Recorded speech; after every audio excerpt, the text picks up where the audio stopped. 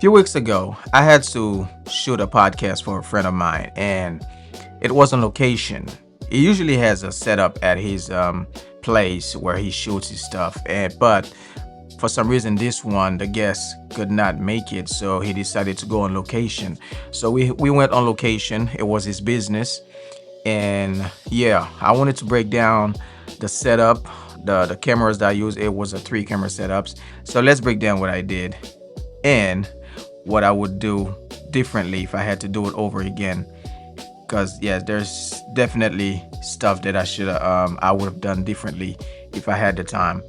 And as you can see right here, it's a very small place. It's a pet grooming business that he just bought. And yeah, as you can see right here, let me go back. That's my friend right here. And as you can see, I have this, which is the Canon EOS R, the original EOS R. And over there, I have, hold on, are we going back? Are we going on it? Yes. So that's my settings right here. And this is the Canon C200. You guys know I'm using the Canon C200 and I love it. And for where I'm at right now, it's pretty good. And that's the light that I use. Hold on, let me go back so you can see the third camera. You might have missed it right here. This is it right here. This is the Canon R50V with a 50mm 51.4 on it. And on the EOS R, I have the 35 1.8 on it, 35 RF. And here I got the 17 to 50, I believe 17 to 55 or 50, the Canon. And as for light, this is my Godox Littman, I think it's Littman, right? Or Lighton 200D, going through this right here. It's a 45, or not 45, it's a 25 inch, but it's a square. And these were my microphones. I used the what's the name of it? Man, I don't remember the name of it. I'll let you guys know later when I get it. And here, this is my other light. This is the this is the GVM 300B, shooting through this. So this key light is shooting through here for that person, and this key light is his key light. Yeah, we're gonna go into it. So yeah, that was the setup. It was very small place. I had to use those blankets on the floor so I could have a better sound. And right here, if you guys look right here in this corner right here, they had a fan blowing. Man, that was a very loud fan. There's a door, and behind this door there's a room. That's where the grooming is happening. We had a dog in there at the time that we were filming as well. So that was the setup. Let's see how it turned out. And this right here is the EOS R original. I call it original. Yeah, this is shooting C-Log 3. And the lighting was not supposed to be dramatic. It was supposed to feel like a natural light, even though I had no source whatsoever that was coming, natural source that was coming from this side of things. But I had to light them up from this because it was too far away from the window over there.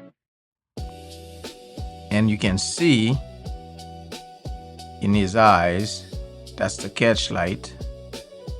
Let me remove that, too big. You can see you got a catch light on here, pretty nice. And on the other eye, you got 2 catch lights. One is from the key, and one is from the other key. The other key that's for the host. Yeah, so I'm pretty happy with this, of how this came out. As I said, it was a very small place. I'm fine with how this one came out. But here's what I would do differently for this specific shot right here. Let me go ahead and do this, because this was the window in the back. Okay, blown out.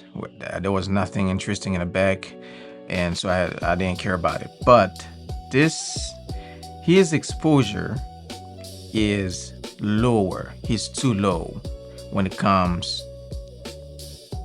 because if you look at him, he's got a better exposure. There's a better exposure on his skin, whereas him, he's more into a shadow, so he's got less exposure.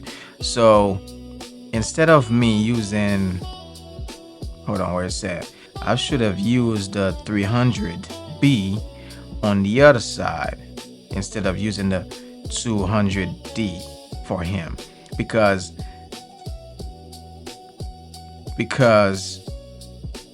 him is getting some exposure from the sun that's coming from the window over here. It's getting a little bit, so he didn't really need the 300. I should have put the 200D on the other side. I should have put this one right here instead, and use the 300B right here instead. That way I would have more exposure on him. That's something I would have done differently. And the other thing that I would have done differently as well is, if you look at here, there's a crazy hot spot, man. That's a crazy hot spot going on this side. It's because the key light that's over here is shooting through his head and going to him. That's what's catching on his head right now. And what I would do differently, if I had to do it over again, I would add a block here. I would block it here, you know, and that way this wouldn't happen. If I had to block the light, the key light, if I had a blocker here, we wouldn't have this spotlight on his forehead, which is very nasty. That's, yeah, it's not good. Not good at all. But yeah, that's what I would have done differently when it comes to this specifically. And let's see, I believe I have a wide shot. Okay, here you guys can see on a wide shot, he is obviously exposed better than him, because he's getting two sources of light. Hold on, go right here. Yeah, because he's getting two sources of light. He's got the key light that's pushing here, and that window also is pushing some to lift him up a little bit. So that's why he's better exposed than the host.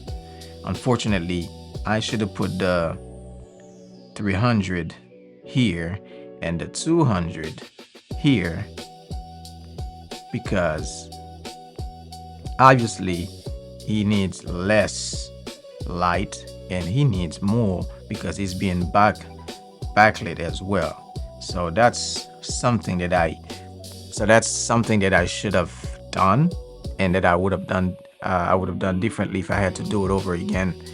And the other thing is, since we had a very small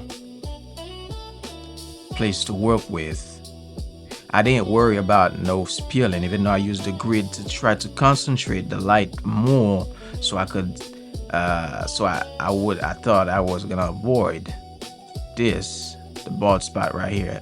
Here you can't see it that much, but when we switch to his perspective, his frame, now yeah, you see it clearly. It's very, very bright. Yeah, and I definitely should have used the 300 for his key light and use a flag to block this light from his forehead. Even though I managed to not remove, to even though I made sure to not have those key reflection on his glasses.